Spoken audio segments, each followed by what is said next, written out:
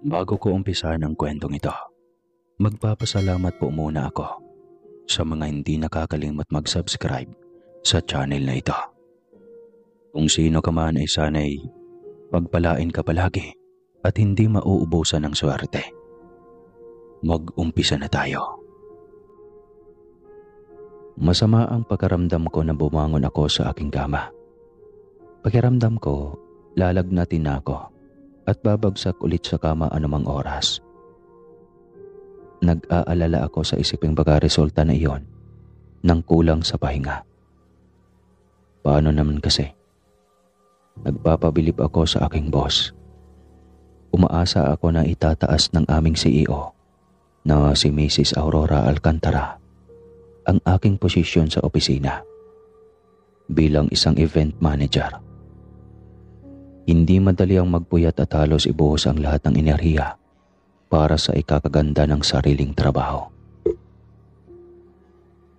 Katatapos ko lang sa kolehiyo nang mapabilang ako sa mga estudyanteng sunerteng may rekomendasyon para sa trabaho. Hindi sa nagmamayabang. Isa ako sa matatalino sa aming klase. Nag-iisang anak lang ako ng mag-asawang Dr. Luigi Cruz at Attorney Samantha Sandoval Cruz.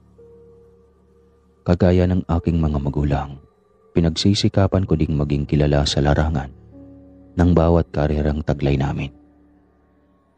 Gusto ng mga ito na manahin ko ang mga kakayahang mayroon ang aking mga magulang. Ngunit hindi naman nangyari. Sa katunayan, kabaliktaran ang trabaho at nakahiligan ko. Mahilig ako sa parties. Gustong-gusto ko ang nagde-decorate at nag-iisip ng magagandang theme para sa bawat kasiyahan ng aking mga kliyente. Ayaw ko sa formalidad. Mas lalong ayaw kong tinitingala ako ng maraming tao ng dahil lang sa kakayahang taglay ng aking mga magulang. Gusto kong sumikat gamit ang sariling talento na mayroon ako. Higit sa lahat, gusto kong patunayan sa aking ina na ligtas ang larangang napili ko. 16 anyos lang ako nang mawala ang aking papa sa isang medical mission. Ikinagimbal namin ni Mami nang makarating sa amin ang balita sa pamamagitan ng panonood sa telebisyon na nagkaroon di umano ng isang mass massacre sa lugar kung saan nagtatrabaho ang aking ama. Pero ayon sa mga nakaligtas, hindi simpleng medical mission ang kinasangkutan ng aking ama, kundi isang uri ng sindikatong nangunguha ng mga inosenteng tao para mapag-eksperimentuhan at gawing isang nakakasindak na aswang. May mga pulis namang nagpunta sa panangyarihan ng krimen at inipon ang mga natagpuang casualties. Pero wala sa mga bangkay na natagpuan ang katawan ng aking papa. Umaasa kaming buhay ang aking ama at naghahanap lang ng paraan para makonta kami. Pero nang umabot na ng 3 taon ng paghihintay namin ay tuluyan na kaming sumuko. Mukhang masama yata ang gising mo, nak. Salubong sa akin ng mami ko, Samantha, at inabutan ako ng isang tasa ng umuusok na kape. Coffee lover kasi ako, katulad sa mga nakikinig ngayon. Cheers. Binati ko siya. Mami, I don't feel good today. Parang bata kong sumbong at kumapit sa braso nito. Sos, naglalambing na naman ang baby damulag ko. Kantsaw ni Mami at iginaya ako sa mesa. Saglit niya akong iniwan at kinuha ang kakain lang na sinangag tsaka dinala sa mesa. Sinapo ko ang sariling noo at hinaplos ang nakapunitil kong buhok. Sinat lang to, ma'am. Mamaya magiging okay din ako. Sagot ko at naupo sa selya. At saka nangalong baba sa dining table. Pinagmasdan ko ang mga pagkaing nakahain sa mesa. Gustong-gusto ko sanang mag-breakfast, pero malilit na kasi ako. Ma'am, pwede mo ba akong ihatid mamaya sa office? Nakapaut ang lips kong sabi na napangiti sa aking mami. Ito lang naman ang paglalambing ko sa aking ina kapag masama ang aking pagkaramdam. Saglit niya akong tinitigan at maya-maya, bigla na namang nagbago ang reaksyon niya. Bumuntong hininga si ma'am, tsaka napaupo na din sa selyang nasa tapat ko. Look, Ilaya, alam kong mahalaga sa iyo ang trabaho mo. Pero hindi ba may karapatan ka naman sigurong magpahinga? God, you look stressed. Pwede ka namang magbakasyon, di ba? At mas bumigat na nga ng tuluyan ang pagkaramdam ko.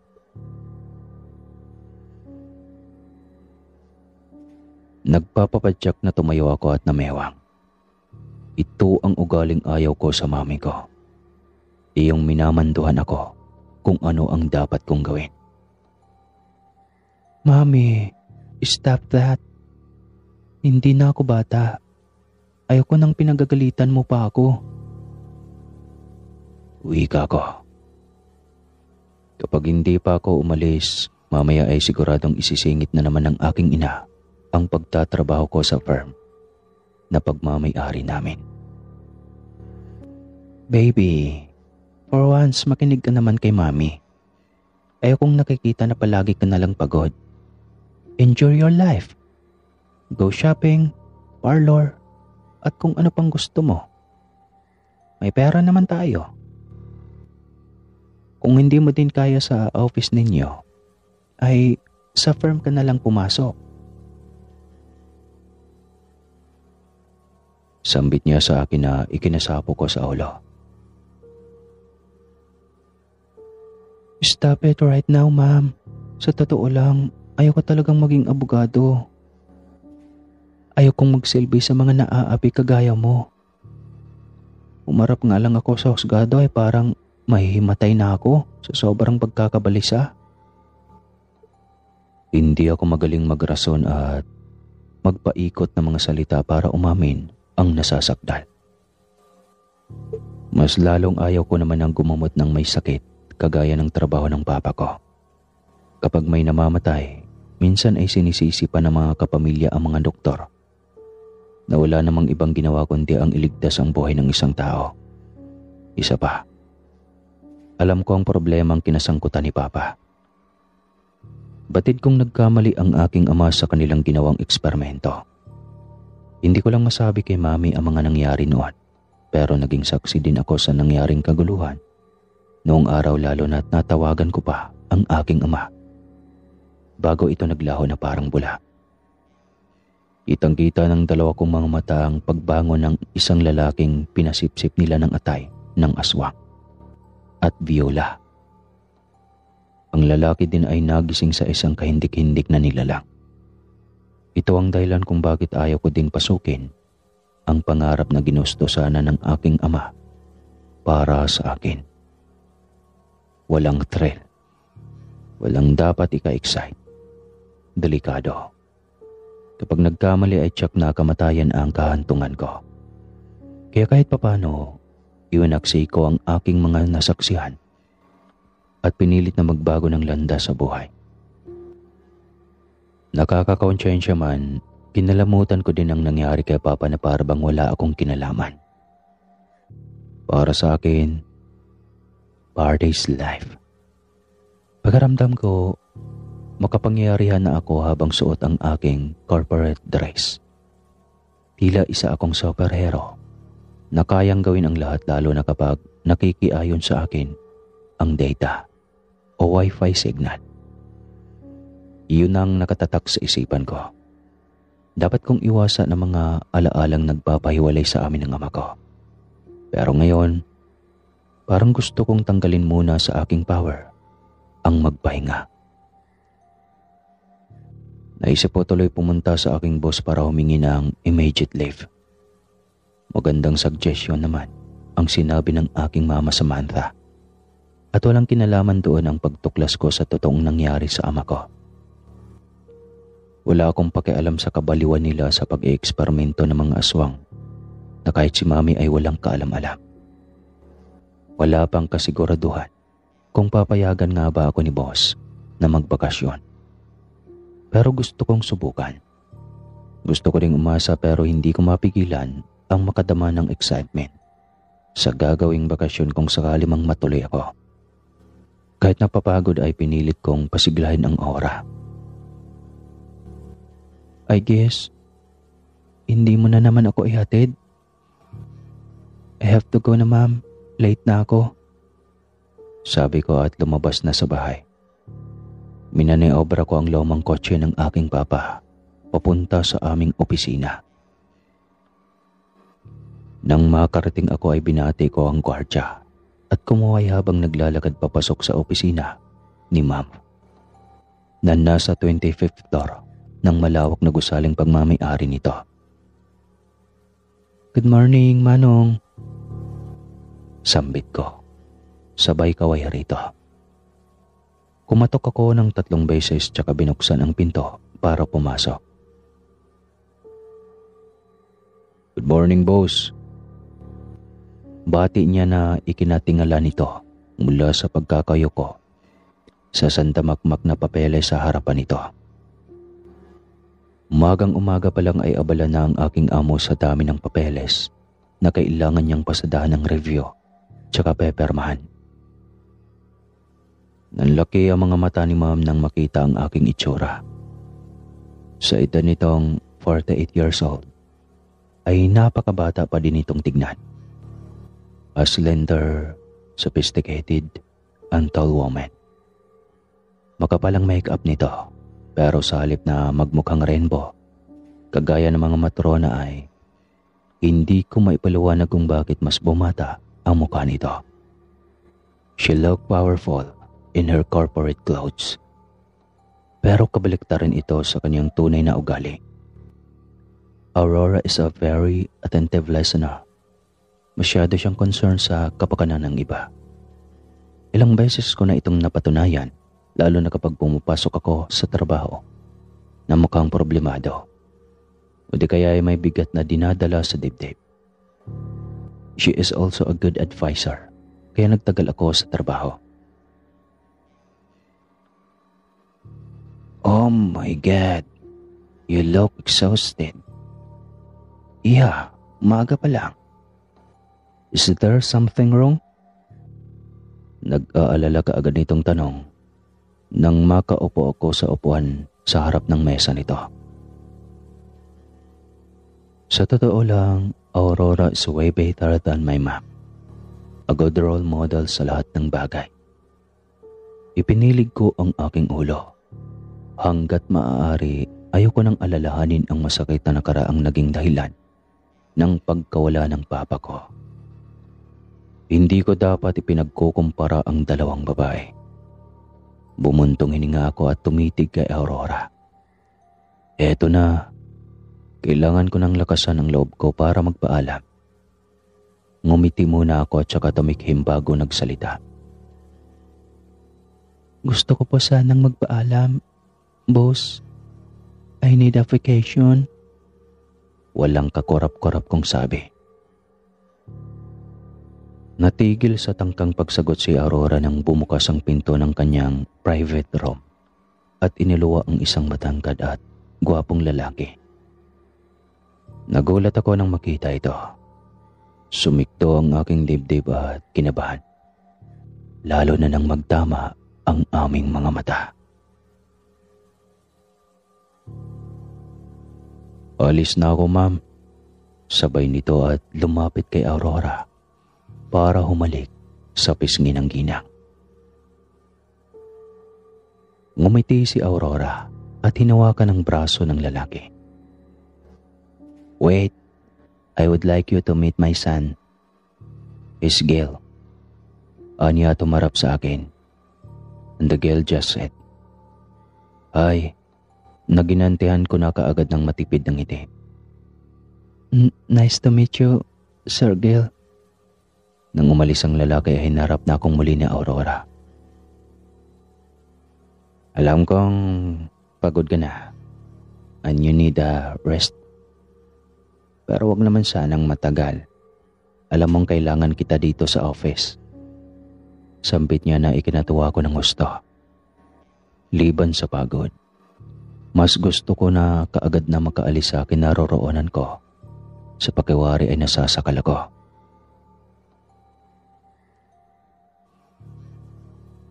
Lingid sa kaalaman ni Ma'am Aurora. Magkakilala na kami ni Gel. Wala siyang kamalay-ngalay na si Gel ay dati kong kasintahan. Yes, he is my ex. At nagkahiwalay kami sa iisang dahilan. Siya ay isang aswang. Hindi ko sinasadyang matuklasan ang bagay na iyon, kaya kinamumuhian ko ang aking sarili. Muntikan ko nang ipagkatiwala sa kanya ang lahat-lahat sa akin. Mabuti na lang nagawa ko pang ayusin ang aking pag-iisip. Nagawa ko pang ipaalam sa aking sarili na hindi kami pwede. Tao ako, samantalang siya ay aswang na ang turing sa akin ay isang pagkain. Humantong na kami sa komprontahan, pero sa bandang huli, nagkahiwalay pa din kami. Hindi ko kayang matulog habang iniisip ng aking kasintahan kung paano niya madudukot ang aking puso at malalantakan. Iwinaksi ko na ang alalahaning iyon at umuwi na ng bahay. Nakangiti akong inihanda ang aking mga gamit saka natulog ng maaga. Aalis ako kaagad kinabukasan. Unang pagkakataon kong bumiyahing mag-isa, kaya kinakabahan ako. Pero nakaramdam din naman ako ng matinding excitement habang hinihila ang aking kulay pulang maleta papasok sa engranding entrance ng airport. Bago pa man ako tuluyang makalayo, lumingon akong muli sa likuran at nakita ang masayang pagkaway ng mami ko. "Enjoy your vacation, baby!" Sigaw pa nito na ikinailing ko na lang dahil sa taglay na kakulitan ng mama ko. Kung alam lang ng mga nagdaang kliyente ang tunay na ugali ng isang Samantha Cross, tiyak maguguluhan ang mga tao kung bakit at paano naging isang lawyer ang napaka-childish na babaeng naging katuwang ko sa lahat-lahat. Naging karamay sa pagkawala ni Daddy at syempre, pinaglilihiman ko tungkol sa usaping aswang. "Bye, Mami," sabi ko at gumanti ng kaway rito. Kung buhay pa sana ang daddy ko ngayon, marahil magkasama kaming tatlo sa pagbabakasyon. Biglang napalis ang aking ngiti nang maalala na naman ang papa ko. Alam kong pinagsisihan ng aking mami ang gusot sa pagitan ng relasyon nila ni papa. At nararamdaman ko naman na bumabawi ito para mas magiging masaya sana kami kung kasama namin ang aking ama. Narinig ko pa na may ibinili nito. Hindi ko na sinagot ang kanyang sinabi at nagpatuloy na sa paglalakad papunta sa waiting area. Malapit lang naman ang Cebu at makakahabol ang aking mami. Anumang oras nitong naising sumunod. Komportable akong sumandal sa aking upuan nang makapasok kami sa loob ng eroplano. Marami akong iniisip kaya hindi ko na napagtuunan ng pansin ang isang lalaking halos hindi na kumukurap sa kakatitig sa akin. Nang maramdaman ko ang pag-usad ng eroplano ay ipinikit ko na ang mga mata para umidlip. Sigurado akong maya-maya lang ay lalapag na ang sasakyan namin at magpapatuloy na ako sa aking bakasyon sa lugar na ngayon ko lang mapupuntahan. Habang nasa kalagitnaan ng biyahe, nahulog ako sa malalim na pagkakatulog hanggang sa nanaginip ako. Naglalakad daw ako sa isang bakanting kalsada, walang katao-tao. May mga sirang bahay at gusali. May pinagmula ng sunog at matinding trahedya na hindi ko maintindihan kung bakit alam ko sa kaibuturan ng aking puso, pero nahihirapan naman akong hulaan kung bakit ako naroon. Sa madaling salita, alam ko na kaagad ang nangyari sa lugar na iyon. May tao ba dyan? Maring sigaw ko. Wala man lang sumagot sa akin pero natanaw ko ang isang gusaling iyon sa may di kalayuan. Hindi ko matiyak kung maaga na ba o tanghali dahil makulimlim ang langit kahit maliwanag ba. Gayunpaman, alam kong may kakaibang nangyayari ngayon sa loob na kailangan kong malaman. Kahit walang kasiguraduhan ay pinasok ko ang gusali. Nalaking gulat ko ay gumagana pa pala. Sa kabila ng katotohanan na marami ng sira ang paligid. Humantong ako sa isang laboratorio. May mga malalaking cylinder kung saan may nakasilid na tao. Mga aparatong nagdudugtong sa buhay ng mga ito at iba't ibang uri ng kimikal na sa hula ko ay isa sa mga sangkap para mas lalong gumanda ang isang eksperimento. May tao ba dyan? Mahinang tawag ko. Tahimik ang kabuuan ng gusali maliban sa naririnig kong tunog mula sa mga aparato. Alam kong kakaiba ang mga bagay na naroon pero hindi ko naman magawang hulaan kung ano ba talaga ang nangyayari sa lugar na iyon. Nang makapasok ako sa malawak na gusali ay tila may pumipigil sa akin para makapag-isip.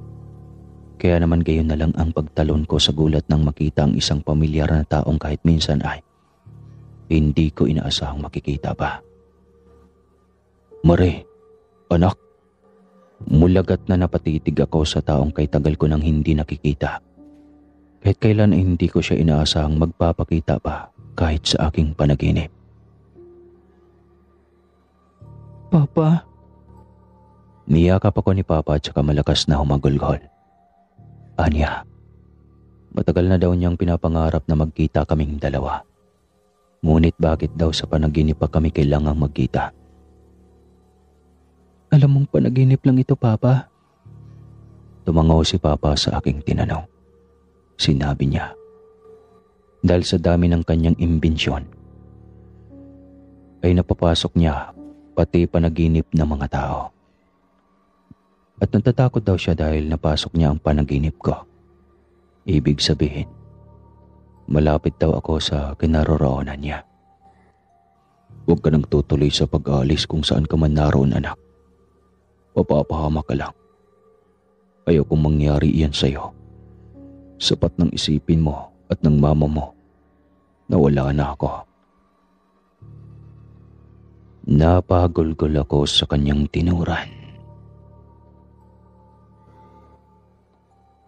Miss, gumising ka na. Nakalapag na tayo.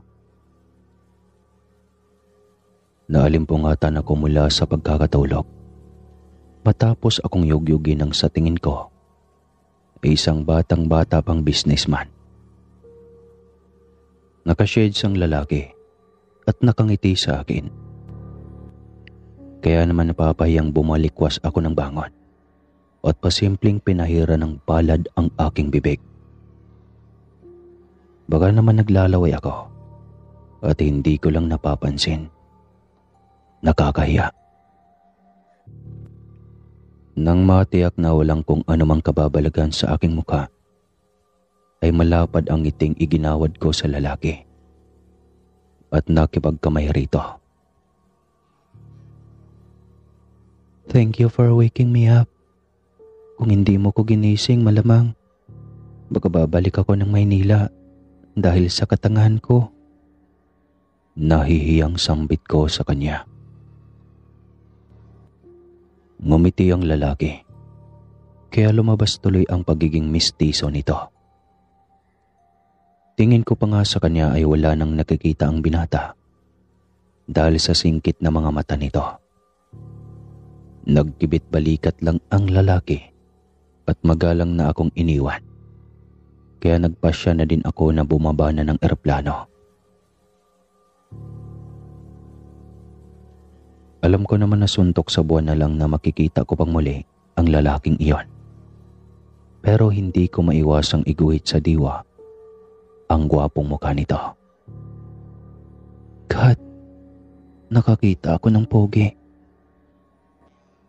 Maiihi yata ako sa katitili.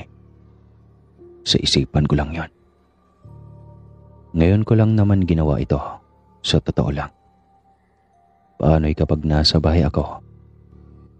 Siguradong sasabunin ako ni Mama kapag umasta akong napapasong bulate.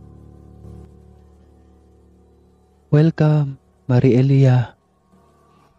Parang tanga kong sigaw nang makababa na ako ng eroplano. Wala akong pakialam kahit pagtinginan pa ako ng mga tao sa paligid. Para sa akin, unang pagkakataon kong makalayo sa stressful life sa Maynila. Kaya naman lulubusin ko na muna ang pagbabakasyon sa lugar ng Kabisayaan. Ang hindi ko lang talaga maipaliwanag ay ang panaginip ko na parang totoong totoo. Nakakatakot. Hinila ko na ang maleta nang maglakad ako palabas ng airport. Nang makalabas ay pinagtawanan pa ako ng naroong kasabayan kong mga pasahero din nang matapilok ako dahil sa taas ng takong ko. Namumula ang mukhang tinignan ko ang mga ito at sinimangutan. Aba, ang daming itsosera. Inggit kayo, te. Wika ko at confident na naglalakad na para bang walang anumang nangyari. Pakialam ko ba sa kanila? Umara na kaagad ako ng taxi dahil wala namang susundo sa akin. Maraming tao ngayon sa syudad. Palibhasa may ginaganap na festival. Kaya mas nadagdagan ang excitement ko habang iniisip kung ano nga ba ang gagawin ko sa mga susunod na araw. Nakapagpa-reserve na din ako ng kwarto sa isang hotel. Malapit sa isa sa mga kilalang tourist attraction. Kaya makakapagpahinga na ako kaagad pagdating. Pagkarating sa nasabing hotel, nanlaki pa ang aking mga mata nang makita ang lalaking kanina ay gumising sa akin sa loob ng eroplano. Kabababa lang nito sa napakagarang kotseng sinakyan nito. Kinilig akong bigla sa aking nakita. Feeling ko, kasing pula na ng kamatis ang aking pagmumuka. Yung hinog na kamatis Napasingap ako at inihanda ang sarili. Tsaka nilawakan ng ngitimbero na paatras ako kaagad. At walang nagawa kundi ang mapakamot ng ulo. Nang lagpasan ako ng lalaki. Hindi ko alam kung bakit parang hindi yata ako nakilala. Dahil kung makatingin ito, parang hindi kami nagkita kanina. Hindi ko na lang siya pinansin at nagtungo na sa receptionist para mag-inquire sa pinareserve kong kwarto. Nginitian ako ng isa sa mga staff at binati. Welcome to back and front of hotel, ma'am. How may I help you? Maggiliw nitong bungad sa akin. Kaya ginantihan ko din ito ng mas matamis na ngiti. At tinanong ang tungkol sa aking reservation. May pinabook ako nung isang araw na ngayon ako darating. Sambit ko kaya mabilis na hinanap ng receptionist ang aking pangalan sa kompyuter. Pinakita ito ng babae sa akin para permahan. Magilaw na nagpasalamat ako. Pagod na pagod ako sa biyahe, kaya sabik na akong tignan ang aking room na pinagbuhusan ko ng 1 buwan kong sweldo. Binabati ko ang ilan sa mga staff na nagkukumpulan sa gilid at hindi sinasadyang narinig ko ang kanilang pinag-uusapan. Grabe, kawawa naman ang isang guest natin. Ano? Wakwak ang kanyang dibdib at nawawala ang lamang loob. Ay oo, sinabi mo pa. Naku, paano na lang kapag bumalik ngayon ang aswang na iyon? Siya na, huwag na siyang bumalik. hindi ako makapagtrabaho ng maayos dahil sa takot. Kinabahan ako, kaya napahinto ako sa paglalakad. Tsaka biglang sumabat sa kanilang usapan. Sorry sa pagsabat pero narinig ko kasi ang pinag-uusapan ninyo ngayon lang. Totoo ba ang sinasabi ninyo? May aswang na gumagala sa lugar na ito? Dito sa mismong hotel? Nanlalaki ang mga mata ng staffs at hindi makapaniwala sa tinuran ko. Siguro napag-usapan na nila ito na huwag ipaalam sa mga guest. Kaya ganoon na lang ang takot nila nang marinig ko sila. Kaso lang, nagmamadaling iniwan na nila ako. Kaya wala akong nagawa kundi ang mapailing na lang. Nagpatuloy ako sa paglalakad papunta sa aking tutuluyan. Napanganga ako sa ganda ng aking kwarto. Nang buksan ko ang pinto ay otomatikong nagbukas ang aircon, mga ilaw, pati na ang television. Amoy na amoy ko pa ang mabangong aroma ng nakahain na pagkain na para bang kalalagay lang nito doon, kasamang isang bote ng red wine na may nakalagay pang card. Nilapitan ko ito at binasa. Compliments for the management? Muli kong tiningala ang kabuuan ng silid. 1 linggo akong mananatili doon at magre-relax. Bigla akong lumundag sa kama at nagsisigaw. Ay, ang sarap mag-dive sa kutsyon. Ang lambot. Nagniningning ang mga mata kong wika habang nakatitig sa salaming kisame. Mula doon ay nakikita ako ang aking kabuuan. At baka sa mukha ko, ang labis na tuwa. Kinikilig ako ng gusto sa bakasyon na tinatamasa ko ngayon. Magpapaspa, swimming at shopping. Marami akong mga bagay na gustong gawin. Kaya naman balak kong isa-isahin ang mga ito sa pagdaan ng mga araw. May 1 linggo ako para magliwaliw at magwaldas ng pera. Kulay dilaw ang aking biddings, mga kagamitan pati na ang banyo. May malaki pang bathtub at may terrace na nakatago sa isang malaking sliding door na nakadungaw sa kabuuan ng buong syudad na kinaroroonan ko ngayon. Naisipan kong lumabas doon at sinamyo ang simoy ng hangin. Ang ganda! Sigaw ko. Oo nga, at medyo sumusunod na sa pagiging polluted area ng Manila ang syudad na ito. Pero hindi ko maiwasang mamangha sa lahat ng magagandang bagay na nakikita ng aking mga mata. Kasing liit na yata ng langgam ang mga sasakyan sa baba. At parang alitap-tap na kumukutit-kutitap ang mga ilaw na nakakalat sa daan. Mas masaya siguro ako kung kasama ko ang aking pamilya. Pero napalis kaagad ang ngiti sa labi ko nang maalalang nag-iisa na lang pala ako. Wala na nga pala akong papa. Ang mami Sam ko naman ay hindi ko maintindihan kung concern ba talaga sa akin o hindi. Na-request nito na magbakasyon ako para makapagpahinga.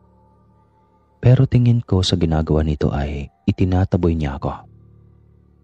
Palagi nitong sinasabi na babawi sa lahat ng pagkukulang sa akin. Pero palagi naman itong busy. Walang nangyayari sa pangako niya sa akin. Kay pait lang isiping si Papa pa itong nagpapakita sa akin sa panaginip. Para sabing miss na ako. Kung sana lang buhay pa ang daddy ko. Siguro ibang sitwasyon ang kinasadlakan ko ngayon. Siguro tumatawa ako kasama ang aking mga magulang. Napakaraming what ifs akong gustong itanong sa buhay ko.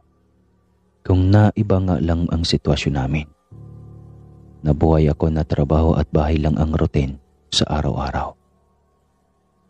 Wala akong kaibigan at lalong hindi kami close ng ex ko. Nailamos ko ang aking mukha. Hindi ko alam kung bakit nairita ako nang maalala si Gail. Hindi ko na siya dapat na inalala pa. Katulad ng ibang mapang-abusong lalaki. Manloloko si Gail. Hindi siya natakot sa laki ng pagmamahal ko sa kanya dahil nagawa niya akong ipagpalit sa iba. Swerte lang niya kasi hindi ko nakita ang babaeng ipinalit niya sa akin. Kung nagkataon, baka nakita niya kung paano ko ito sabunutan sa kanyang harapan. Tinalikuran ko na ang napakagandang view at nagtungo na sa loob ng kwarto. Kung gaano kasarap magpahangin sa labas, napagtanto kong maganda din pala sa loob. Napangiti akong sinipat ng tingin ang malaking sofa. Tila ba nag-aanyaya itong upuan ko naman. Nalilito tuloy ako kung alin sa kama o sa sofa ang kailangan kong pagdiskitahan. Sa bandang huli, nagdesisyon ako. Pagis kong itinampon ang sarili sa kama. Dahil sa lambot niyon ay tumalbog-talbog ang katawan ko. Nang matigil ng paggalaw ay pati pa akong tinitigan ng sarili sa kesemeng gawa sa salamin at pinalis ang lahat ng alalahanin sa isip. Ano ba ngayon kung mag-isa lang ako?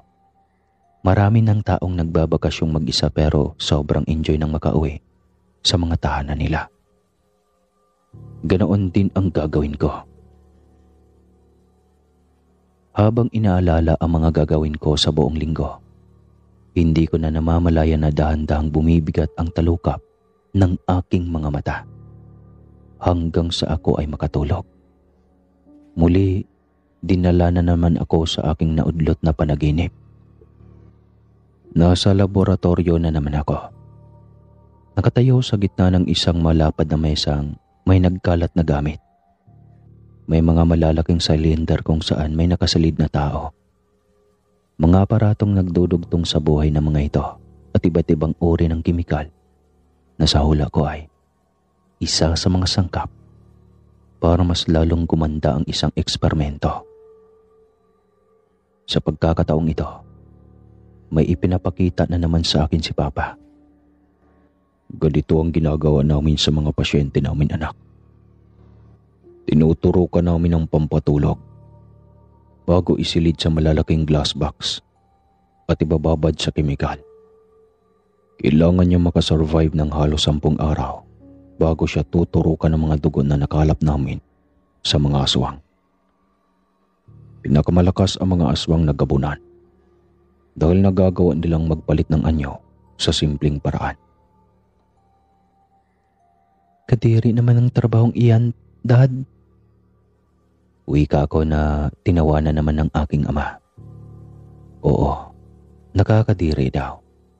Pero doon siya nabubuhay kapag hindi niya ginawa ang bagay na iyon. Kami naman ang pagbabalingan ng mga taong may hawak sa kanya. Hindi niya daw na maatim na mapahama kami. Kaya kahit miss na daw niya kami ay titiisin niya. Maging maayos lang ang buhay namin. Napaluha ako dahil doon. Natatandaan ko, niyayakap ako ni Papa hanggang sa makaramdam ako ng panghihina na animoy mawawalan ako ng malay. Bandang 8:00 na ng gabi nang magising ako. Bumangon ako at pupungas-pungas na nagtungo sa banyo para maligo. Bala kong maghapunan na lang para matulog ulit. Bukas na ako pupunta sa mga mall para mamili ng damit at mamasyal. Nang makapasok ako sa banyo ay napangangana naman ako. May sarili itong bathtub at hot and cold shower. Napakaraming mamahaling sabon at shampoo pa na pagpipilian. Napangiti ako at tinitigan ang mukha sa malapad na salamin. Ang ganda ko talaga. Puri ko pa sa aking sarili. Kahit sa totoo lang, naaalibadbaran ako. Hindi ako sanay na pinupuri ang sarili ko. Pero may mga bagay kasi na mas gusto kong gawin. Total, nag-iisa lang naman ako sa kwarto. Tumunog ang aking tiyan, kaya kaagad na akong nag-asikaso. Nagmamadali akong nagbihis ng isang simple, eleganteng bestida. Ito ang natutunan ko sa aking boss. Hindi naman daw mahalaga kung walang borloloy ang isang babae. Basta magaling lang magdala ng damit.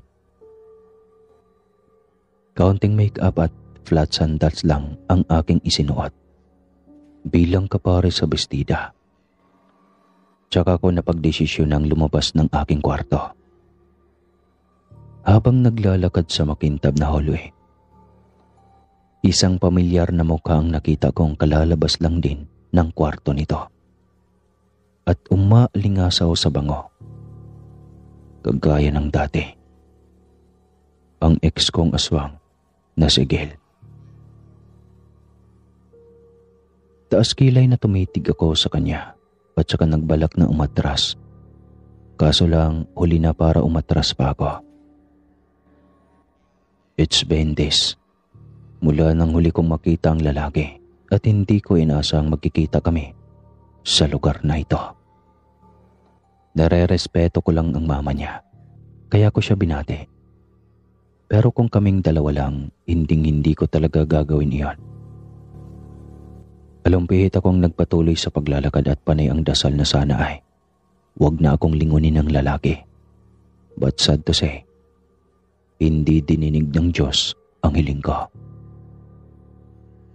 More, gustong pumaikot ang aking mga eyeballs nang marinig ko na naman ang nakasanayan nitong pagtawag sa akin bilang palayaw. Nagkunwari akong nagulat nang makita ang lalaki at napatakip sa aking bibig. Alam kong masyado nang exaggerated ang aking reaksyon. Pero wala na akong magagawa kung hindi ipagpatuloy na lang iyon. Sir Gil, nice meeting you. Sabi ko na ikinangiti ng hinayupak na lalaki. Nagkibit balikat lang ito, sabay sagot sa akin na. Nice nga ba talaga? Mukhang napipilitan ka lang. Wala namang masama sa naging reaksyon ng binata. Pero hindi ko maintindihan kung bakit nga ba naiirita ako rito. Genuine naman ang pagkakangiti nito sa akin. Imbis na sumagot, lumingon si Gil sa aking likuran. Tila ba nag-expect na may susunod pa sa akin? Nasaan ang mami mo? Nandito ba siya? Naka-phrase ang ngiti ng lalaki sa hangin. Pero wala akong balak na gantihan ito. Hindi ko pa din nakakalimutan ang mga bagay na ginawa niya. Nakakaririmarim at nakakadiri. Nilagpasan na niya ito. Excuse me, nagugutom na ako. Kailangan ko nang umalis. Hindi ko na hinintay pa na sumagot siya sa akin. Habang naglalakad ako papunta sa elevator, ay sinasabayan ako ng lalaki. Panay pa ang ngiti nito sa akin na hindi ko naman ginagantihan. Wala namang masama kung saglit lang akong magpakitang tao, pero wala naman talaga akong balak maging mabait rito habang buhay. Sa totoo lang ay may nakaraan kami ni Gil. Isang nakakasindak na nakaraan na ayaw ko na sanang maalala. Nakangiti akong huminto at hinarap si Gil. Wala ka bang sariling lakad o sinusundan mo talaga ako? Tanong ko sa lalaki na ikinahilaw ng ngiti nito. Hanggat maaari ay ayaw kong maging harsh. Pero hindi ko kasi maiwasang mayamot sa ginagawang pagsabay sa akin ng lalaki. Pwede naman tayong sabay na maghapunan. For old time's sake. Diba? May ipinareserve na akong table sa ating dalawa. Kani-kanina lang nung makita kita. Sagot niya na ikinahinga ko ng malalim. Siguro kailangan ko nang maging prangka. para wag na niya akong pakialaman pa. Pasyensya na, Gil. Mas gusto ko kasi ang mag-isa kaysa sa makisabay sa'yo. Kaya ko namang pasayahin ang bakasyon ko kahit nag-iisa lang ako. Sambit ko na ikinatigalgal ng ex ko. Manluloko. Pustahan kami, mamayang gabi. Kapag bumilog na naman ang buwan ay magiging halimaw na naman ito. Alam kong natigilan si Gel dahil sa nanigas ang panga nito matapos marinig ang aking sinabi. Pero seryoso ako at hindi naman talaga ako sanay na nag-iisa. Ayoko lang talagang makasama si Gel. His presence makes me uncomfortable. At baka samot-saring alalahanin lang ang ibibigay nito sa akin. Oras na hinayaan ko ang lalaki na makasama sa paghahapunan ko. Hindi ko na siya inantay pang sumagot. Nagsisimula na naman kasi ang nagre-rigodon kong dibdib dahil sa pagpipigil ng emosyon. Matabang ko siyang initian at pinigilan sa tangkang pagsunod sa akin. Please, stop following me kahit hindi mo ko intensyong sundan. Sabi ko, tsaka nagmamadaling pumasok sa loob ng elevator at hindi na hinayaang makasunod pa ang binata. Mabuti na lang at hindi na ako tinangkang sundan pa ni Gil. Kaya napanatag ang loob ko. Alam kong hindi maganda ang aking ginawa sa lalaki. Pero iyon ang pinakamabuting gawin. Ayoko nang ipahiya pa ang lalaki sa madla. Kaya kagaya ng ginawa ko sa kanya noon. Ayoko nang ipagkalat ang pagiging aswang niya. Dahil namumuhi na ako sa sarili ko. Pagkarating ko sa restaurant, kaagad kong tinungo ang table na ipinareserve ko at naupo doon sabay basa sa menu. Sinuyod ko ng tingin ang paligid. Ang dami palang tao rito. May foreigner. Yung iba naman nagsasalita ng Bisaya. Nakakatuwa silang pakinggan. Pagkausap ko sa sarili, abala ang lahat at tila pa nagkakasiyahan. Karamihan ay may kasama. Ako lang yata ang nag-iisa. Kinawayan ko lang ang waiter, sabay order ng mga gusto kong pagkain. Nang paparating na ang aking order ay napaigtad ako nang marinig ang pagring ng aking cellphone. May pakiwari akong importante ang tawag ng isang ito. Palagi naman talaga kapag napapalayo ako sa kanya. Hindi niya ako matiis ng isang buong araw na hindi niya ako makakausap. Ginawa ko ang aparato at sinagot. Ang aking mami pala. Hey ma'am, napatawag ka. Sagot ko sa kabilang linya. Tsaka ginawaran ng ngiti ang waiter na naghatid sa akin ng pagkain. Thank you.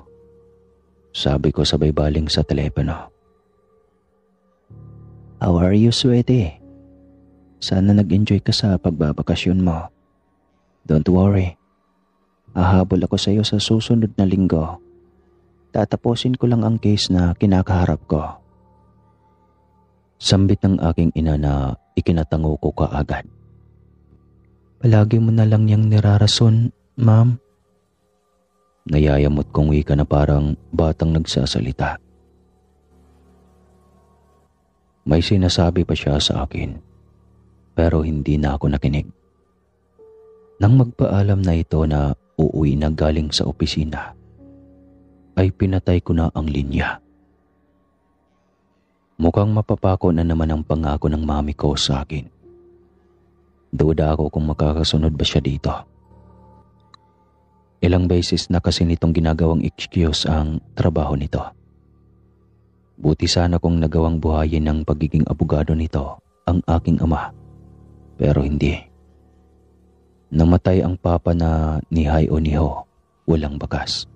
At ebidensyang magpapatunay na may foul play sa mga nangyari. Sinimulan ko ng paghahaponan. Kahit nagtatampo sa ina ay hindi naman ako katulad ng iba na dinadamay ang pagkain. Para sa akin, gawain lang ito ng isang spoiled brat. Habang umunguya ay hindi sinasadyang mapadako ang aking tingin sa labas ng resto. Kaagad na kumabog ng malakas ang aking dibdib nang mapansing may babaeng nakatitig sa akin na tila ba isang kakilala. Ang suot niyang damit ay kagaya ng sa mga chambermaids, kaya napatayo ako. Kilala ko ang babae. Siya si Risa, ang sekretarya ni Daddy. Hindi ko alam kung totoo ba ang aking nakikita, pero base sa pagkakatitig ko sa kanya ngayon, ay buhay na buhay siya. Walang sabi-sabing tumayo ako at nag-iwan ng pera sa mesa at nagmamadaling sinundan ang babae. Kasabay siyang naglaho ng magkagulo sa trabaho nila Papa. Kailangan ko siyang makausap at mukhang minamatyagan niya ako. Hindi ako papayag na basta na lang siyang magpapakita tapos aalis na parang walang anumang nangyari. Nakalabas ako ng restaurant at tinanaw ang babae. Sinubukan kong palaitin ang mga mata ko at tumanaw sa malayo hanggang sa mamataan ko siya papasok sa gusali ng hotel. Tinakbo ko ang distansya para makahabol kay Risa. Hindi ko lang talaga magets kung bakit kailangan niya akong iwasan. Gayong wala naman sigurong masama para magkausap kami. Mas gusto kong malaman sa malinaw na detalye kung buhay pa ba ang papa ko o patay na. Hiningal ako sa pagbabalik-balik sa hallway, pero hindi ko na siya natanaw. Frustrated na napahinga na lamang ako ng malalim. Diyan naisip na umakyat na lang sa kwarto na tinutuluyan ko. Nang papaakyat na ako sa aking silid, may nakasabayan akong 2 tao sa elevator. Hindi ko alam kung kilala ko ba ang mga ito, pero sa itsura pa lang ay mapaghahalataang may pinagtataguan ang mga ito. Naka-face mask lang ang 2 at hindi nagsasalita. Pero base sa nakikita ko sa kanilang itsura, kaagad kong na-determine kung sino ang babae at sino ang lalaki.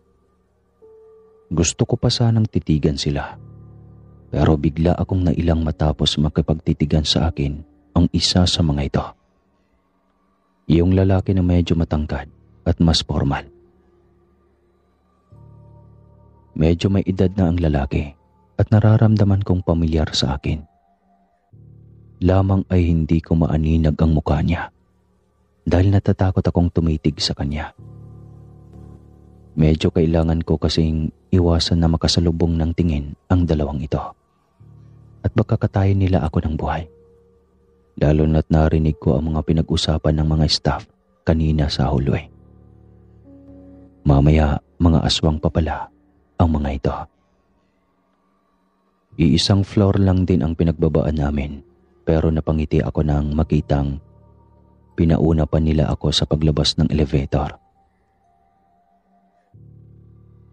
"Mauna ka na, iha." Nagmandali tuloy ako sa pagpasok sa aking silid habang nagpipigil sa pagkatumba. Bigla kasing nanginig ang aking mga paa nang makitang pamilyar ang mga mata ng 2 taong iyon. Naalala ko sa kanila sina Papa at Risa. Mabuti na lang may kandila akong hindi nawawala sa aking mga bagahe. Tapos dala-dala ko pa ang picture ng aking ama. Sobrang lamig kanina sa elevator, pero ngayong nasa kwarto na ako, pinagpapawisan ako ng sobra, kahit may aircon naman. Kaagad akong nagtirik ng kandila at isinandal ang picture ni Papa. Nagdasal ako ng taimtim, tsaka nagsalita kahit nag-iisa. "Papa, kung talagang namimiss mo ako, sa panaginip mo na lang ako dalawin. Huwag na sa totoong mundo. Ayoko makakita ng multo." Nanginginig ko pang dasal habang inaalala ang mga eksena kanina. Kahit ako ang nasa harapan ng dalawang taong iyon, alam kong ako ang tinitignan nila. Tsaka nagsasalita man ang mga ito ay hindi naman gumagalaw. Hindi ko tuloy maintindihan kung bakit biglang tumahip sa lakas ng kabog ang aking dibdib.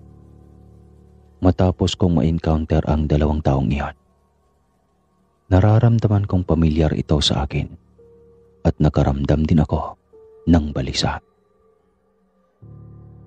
Kinaumagahan, 6:00 pa lang ay gising na ako. Sa halip na mag-shopping, naisipan kong magpunta na lang muna sa spa para mag-relax at magpamassage. Sisipol-sipol akong lumabas ng kwarto nang may makita akong dalawang babaeng nauunang maglakad sa akin sa may hallway. Hindi ko alam kung anong klaseng event ang dadaluhan ng dalawa dahil pareho silang naka-hospital dress.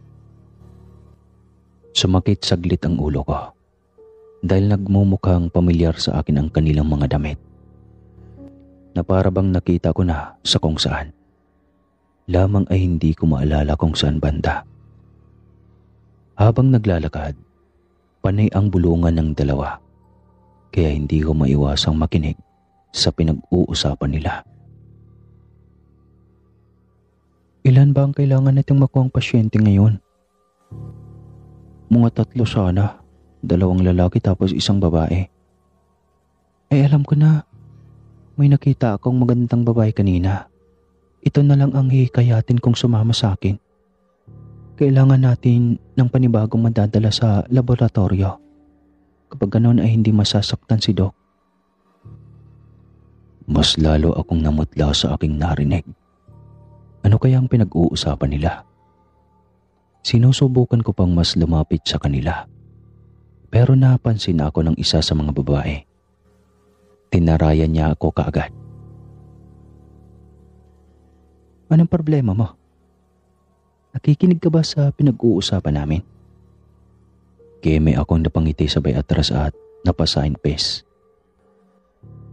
Pasensya na mga ganda, nakalimutan ko lang ang daan papunta sa spa. Mabilis kong palusot kaya tumabi ang isa sa mga babae at binigyan ako ng daan. May nakikita akong maliliit na sign kung saan naroon ang spa. Malapit lang ito sa room ko. Dahil nasa same floor lang ang spa. Bali nakapwesto ito sa pinakadulo. Naiilang na dumaan ako sa gitna ng dalawang babae at patakbong lumayo sa kanila dahil sa pinaghalong kahihiyan at pagkabalisa. Habang naglalakad, ay nakasalubong ko naman ang lalaking nakausap ko sa eroplano. Kaagad na tumahip ng malakas ang dibdib ko. Biglang lumiwanag ang aking muka. Matapos kong masilayan ang ngiti ng lalaki. Mas lalong sumingkit ang mga mata nito kaya duda na ako. May lahing inchik ang lalaki. Hi. Nahihiya akong wika at namumulang hinawakang maigi ang bitbit kong cellphone at wallet. Hindi ko alam kung bakit matindi ang paghanga ko sa lalaki. Pero dahil sa malakas ang loob ko, ipinakita ko sa lalaki ang pinakamatamis kong ngiti na alam kong nakakapanghina ng tuhod. Tumikhim ang lalaki at saka nagsalita. Teka, ikaw ang babaeng ginising ko sa eroplano, di ba? Nung nakaraang araw. Kay tamis na ngiti ang iginawad nito sa akin na ikinasabog yata ng kalandian ko sa buong katawan. Hindi kasi ako yung tipong mahinhin, kaya sumagot ako kaagad na tipong hindi naman nagbibigay ng motibo. Pero sinasabi ko ang saloobin ng wala nang paligoy-ligoy pa. Yes, gusto sana kitang pasalamatan sa paggising mo sa akin noon. Nahihiya kong wika na ikinatawa ng lalaki. Oh, nakapagpasalamat ka na sa akin, miss. Natutuwang wika ng lalaki kaya naman tumabingi ang ngiti ko. Tumangaw-tango na lang ako at nag-isip pa ng sasabihin sa lalaki.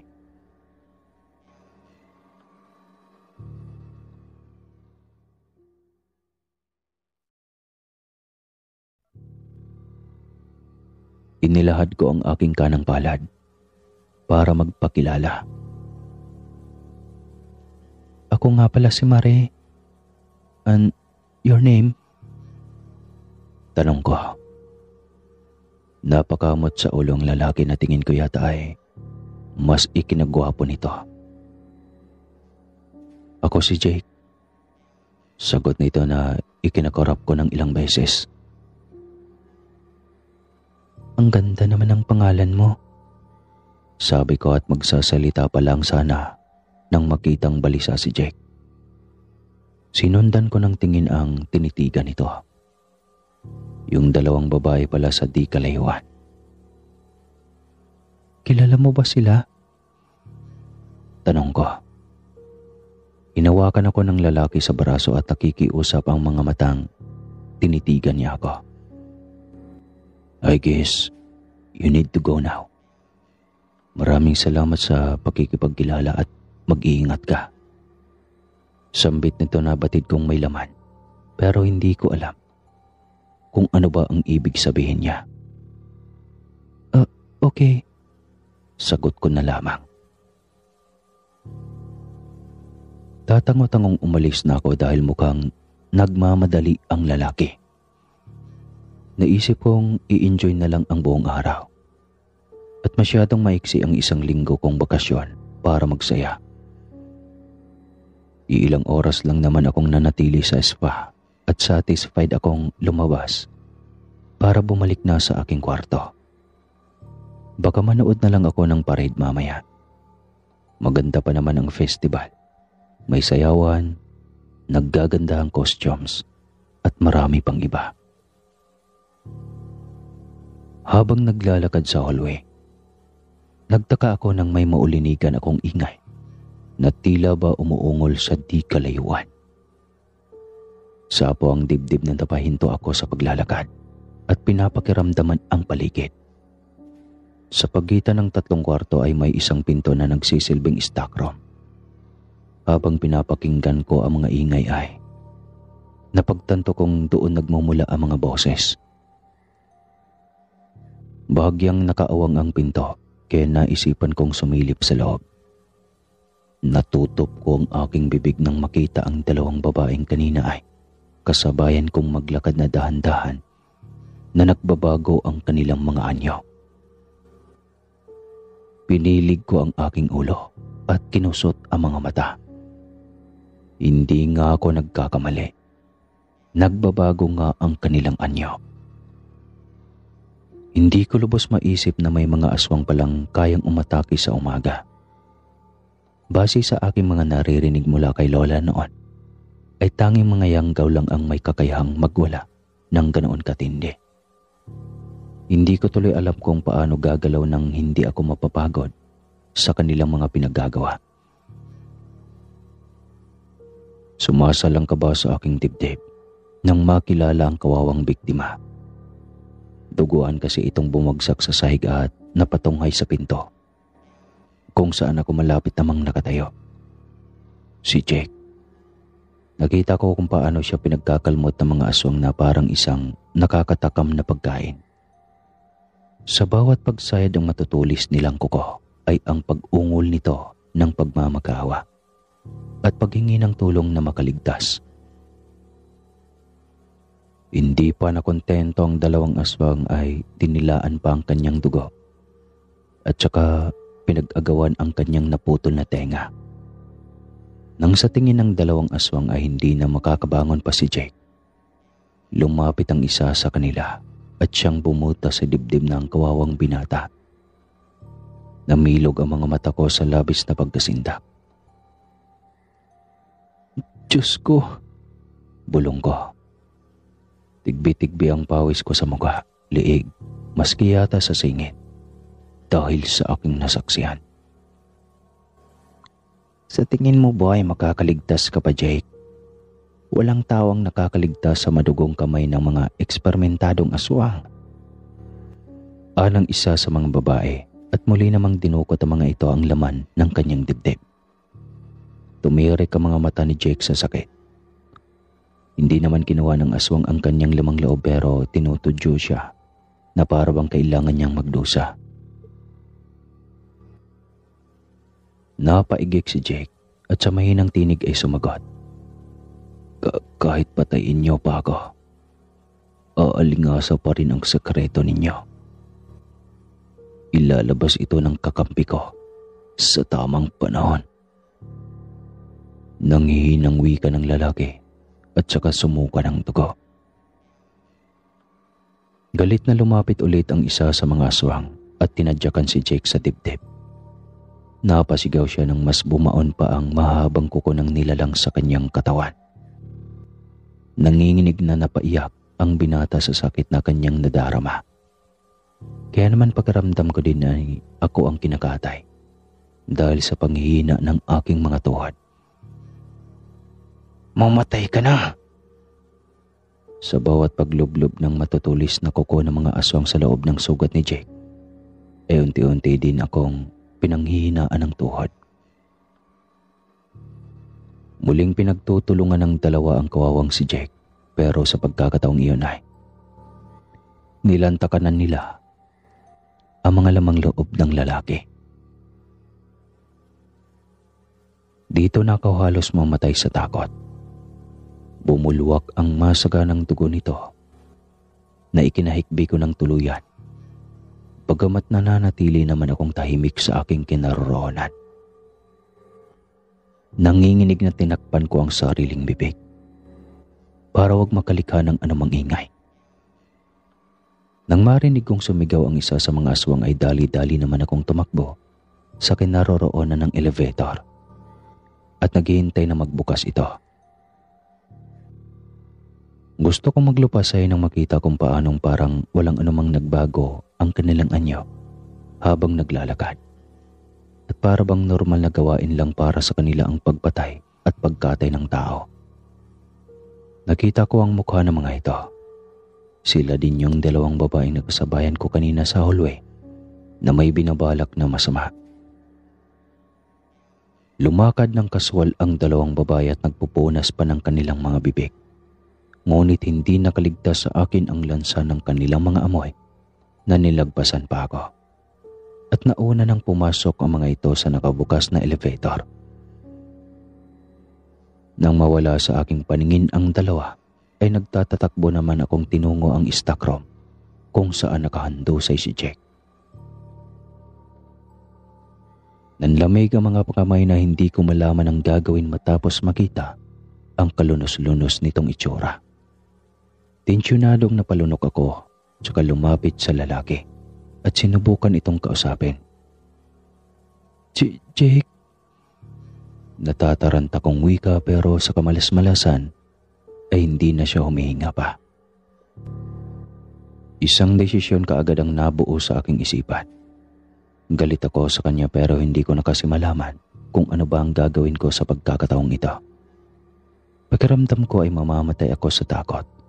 Kaya naman kahit nanginginig ang aking mga kamay, ilakas loob kong tinawagan si Gail. Uy, himala at tinawagan mo ko mare. Baka sa tinig ng aking ex ang katuwaan. Kaya hinayaan ko na muna siya at hindi ko na binara. Ayaw kong makahanap ng paraan ang mga aswang na iyon na bumalik sa aming kinaroroonan. At baka ako man ay pakialaman pa nila at katayin din kagaya ng ginawa nila kay Jake. Of course, ayaw ko pang mamatay. Hindi ako nagjo-joke, Gail. Kailangan ko ng tulong mo at pakiusap. Puntahan mo ako ngayon dito sa kinaroroonan ko. Matigas ang boses na wika ko sa kanya at saka humagulgol kaagad ng iyak. Naalarma ang kausap ko sa kabilang linya dahil nararamdaman ko na din ang pagkataranta niya. Nasaan ka na? Saan ka banda? Hindi na ako naginarte pa at kaagad kong sinabi sa kanya ang lokasyon.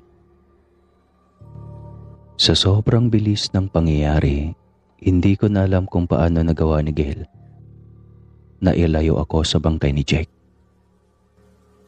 Basta na lang siyang rumaragas ang dumating sabay karga sa akin at dinala ako sa kwarto ko para doon magpahinga.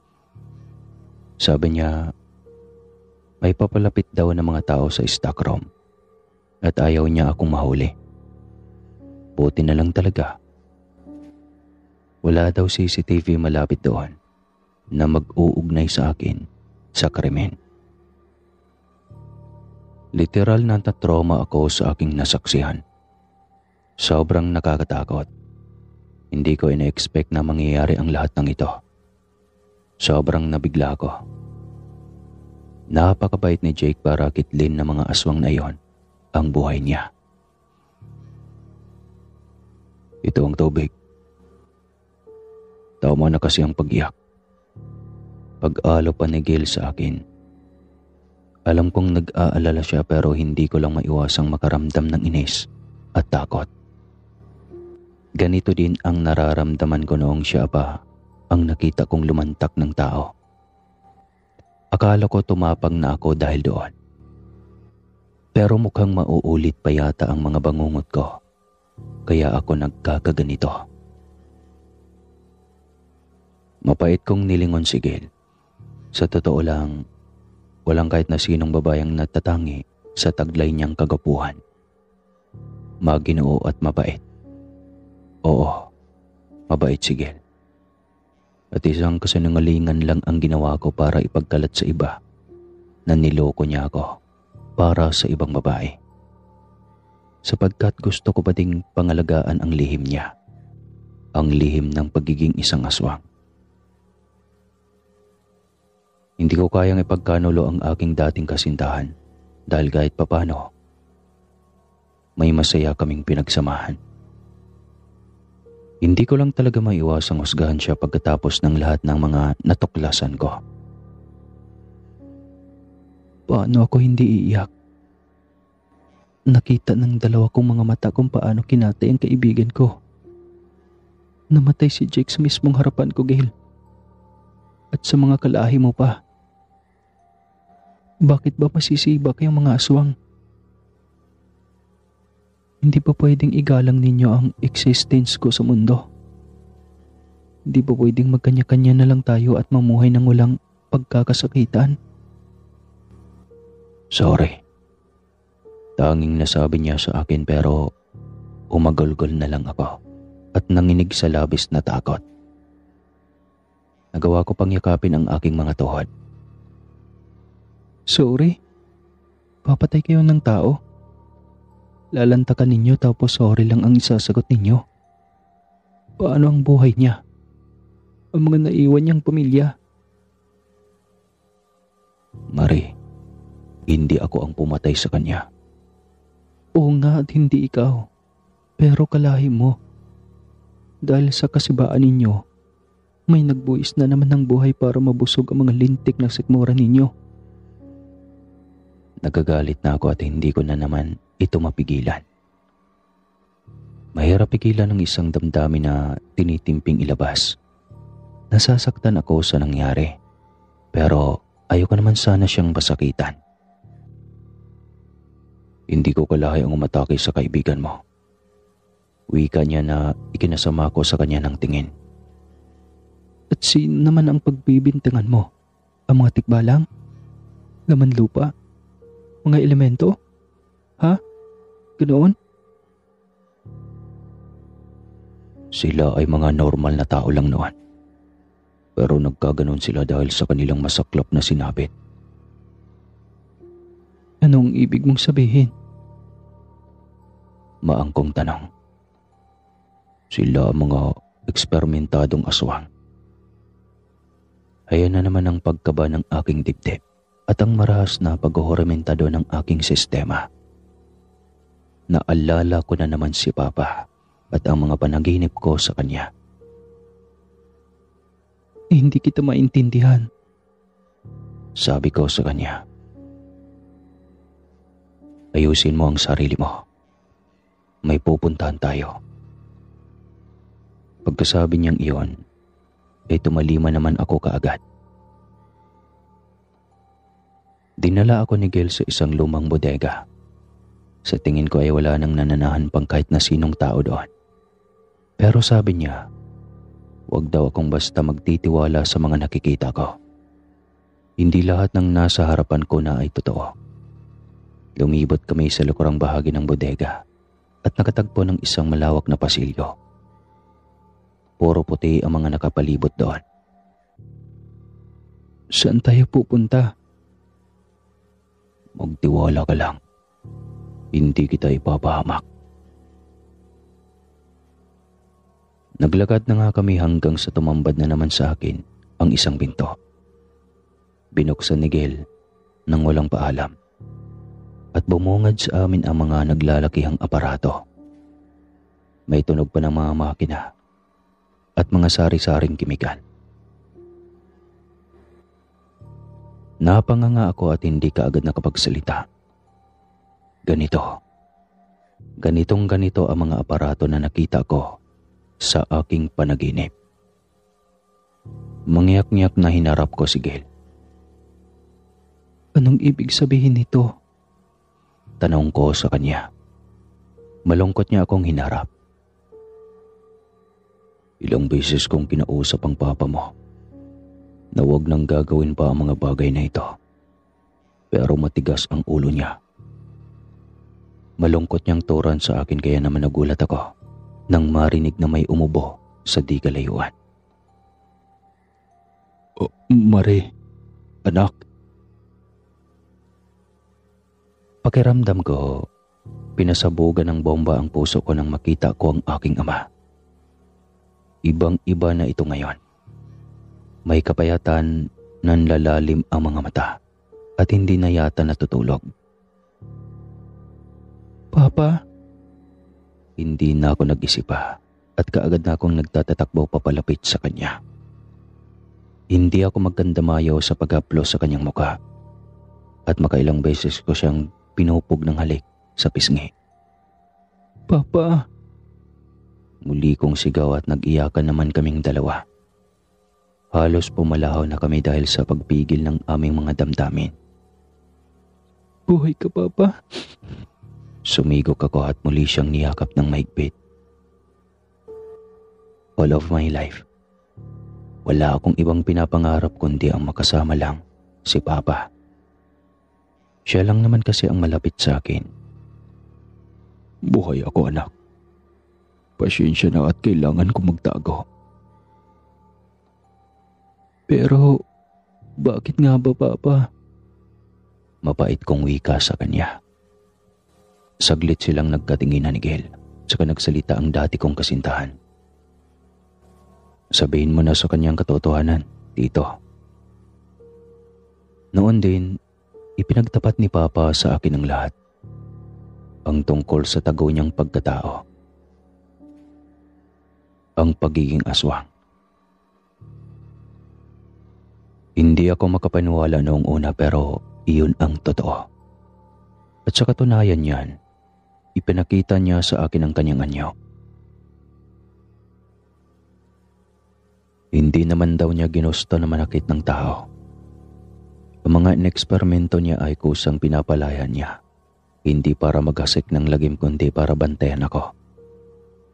Si Jake ay galamay daw ni Mami. Inutusan na bantayan ako. At huwag hayaang lumapit sa kanya o kay Gil. Pero hindi daw ako kayang pabayaan ni Papa. Isinugo niya ang kalahing si Gil. Para bantayan ako. Laban kay Mami. Matagal na akong hinusga ng mami mo, Mare. Sa katunayan yan, siya ang nagpatapon sa akin dito para ilayo sa iyo. Napakatanga lang niya para wag isiping may posibilidad din talaga na magkikita tayo. At si Mami ang dahilan niyon. Binago niya ang destinasyon mo para makarating ka sa lugar na ito. Sabat ni Gil. After all, napagtanto kong hindi naman pala masama ang maging isang aswang. Sadyang wala lang silang magpagpipilian, kaya sila nabuhay at namulat sa kanilang isinumpang katauhan Masaya daw ang naging pagsasama ni na mami at papa noon. Pero nagbago lang iyon sa iisang pagkakamali. Natuklasan ni mami ang pagkatao ni papa. Inusgahan siya nito. Gayunpaman, hindi ko siya pinaringgan ng kahit na ano.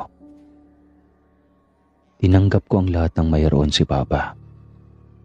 Nagpapasalamat din ako sa mga eksperimentadong aswang na inutusan niya para bantayan ako.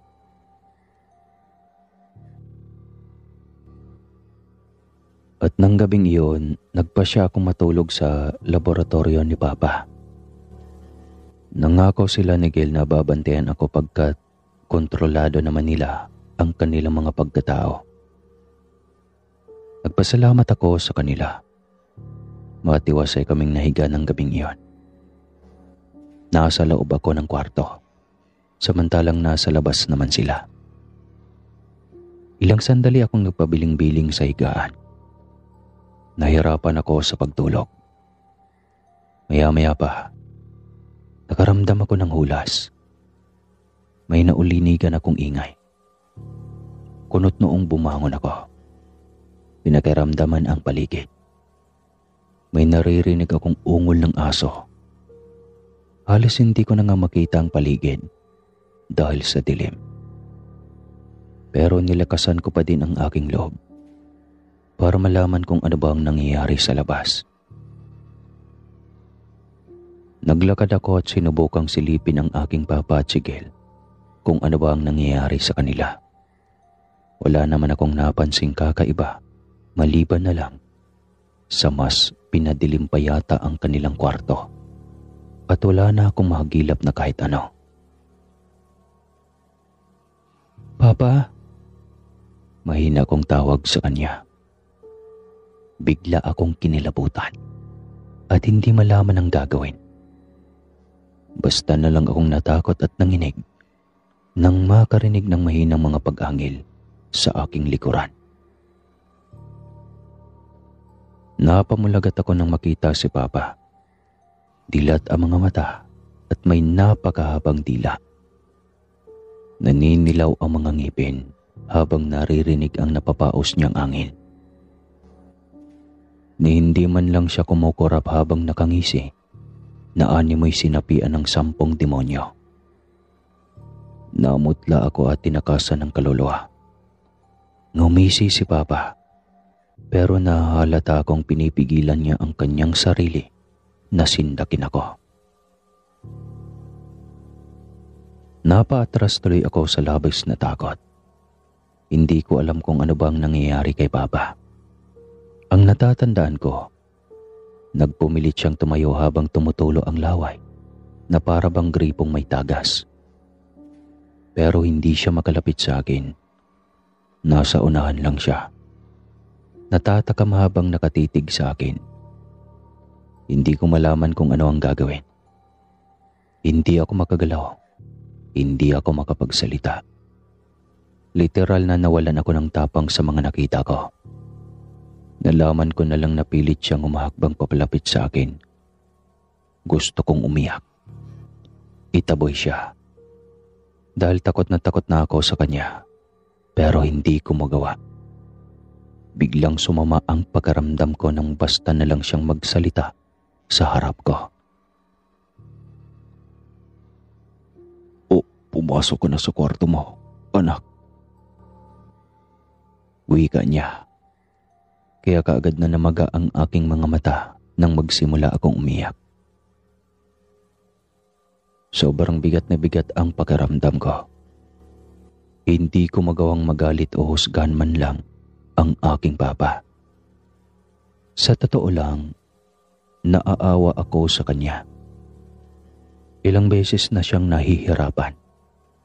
Iba naman si Gil na hinayaan lang akong panoorin si Papa na nagbabago ng anyo habang nakagapos.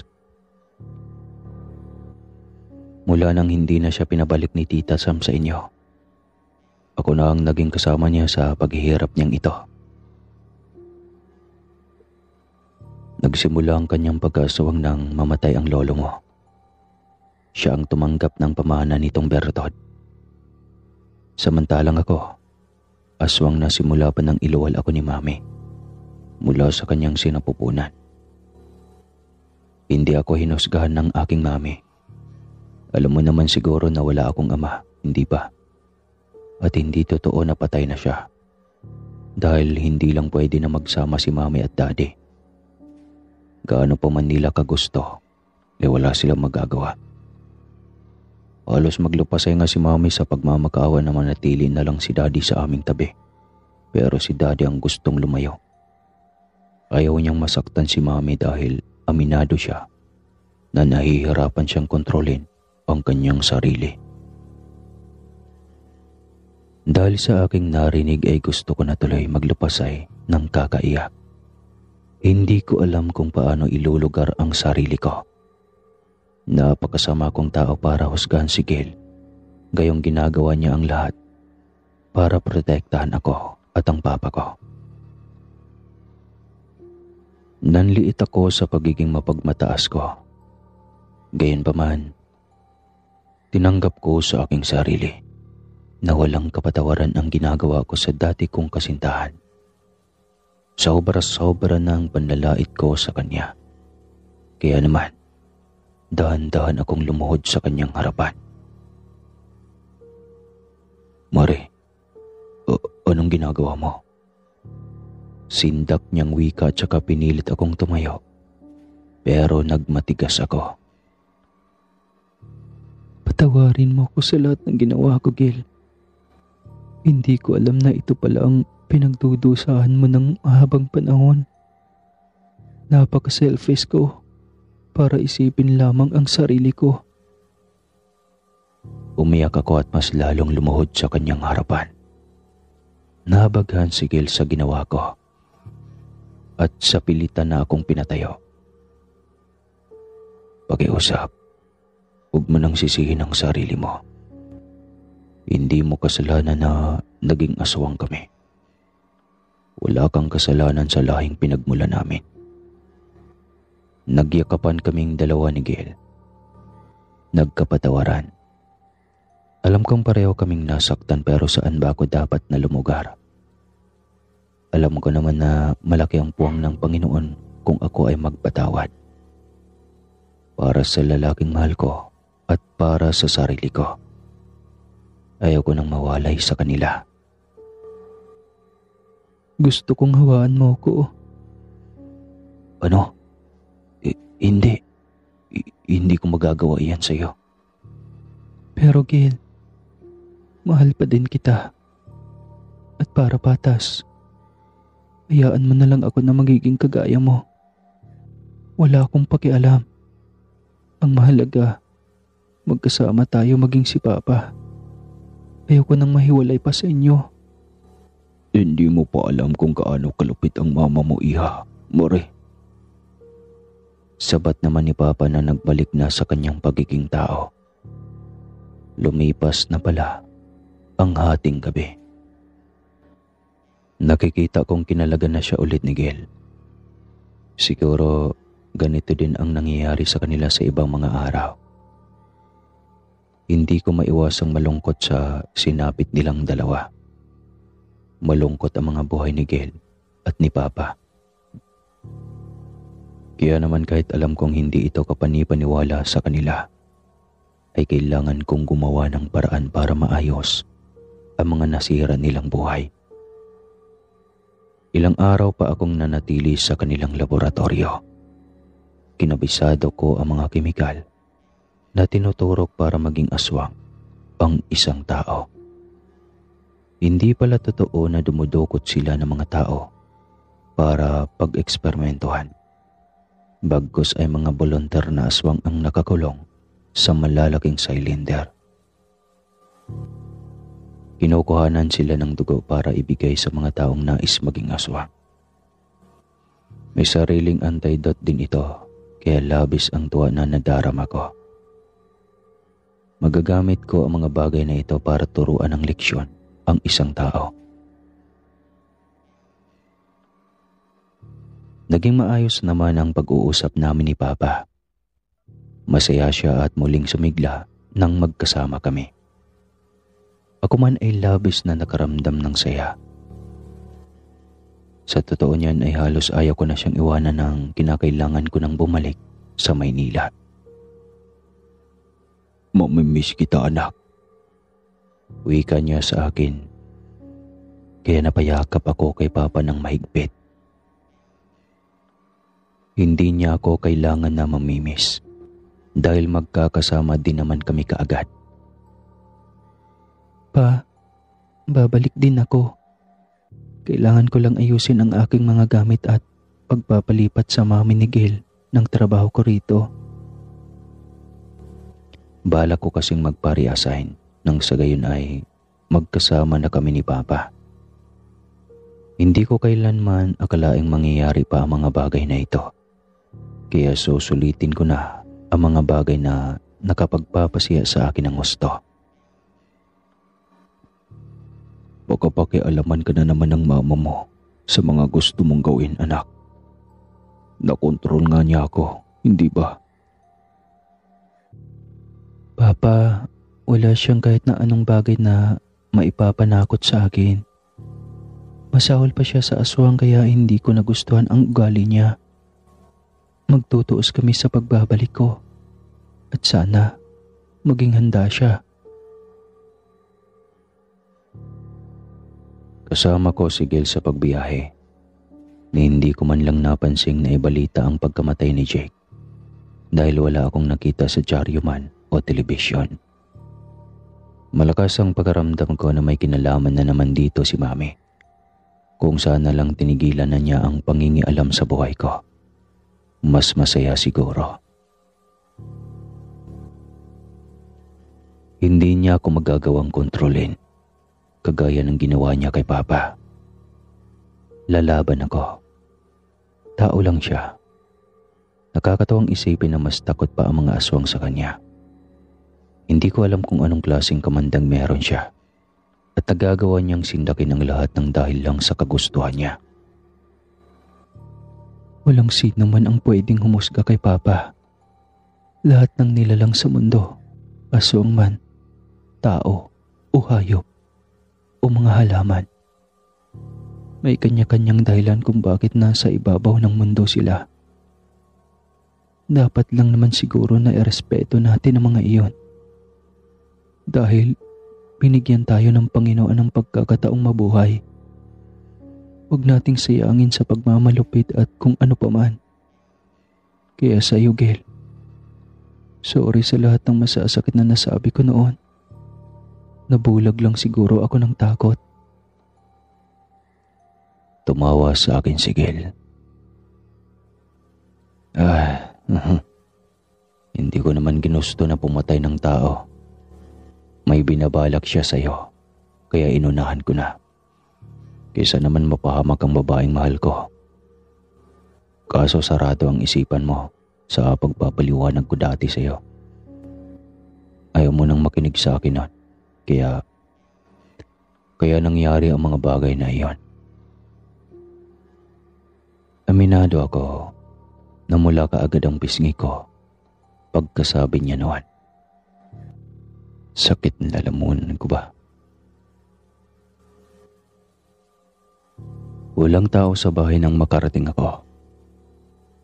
Hindi ko alam kung bakit hindi ako sinalubong ni Mami. Gayong tumawag ako sa kanya na uuwi na ako. Walang imik na tumuloy ako sa bahay at inayos ang mga dala ko sa aking kwarto. Ilang sandali lang namataan ko ang pagdaan ng isang anino sa aking gilid. Ma'am?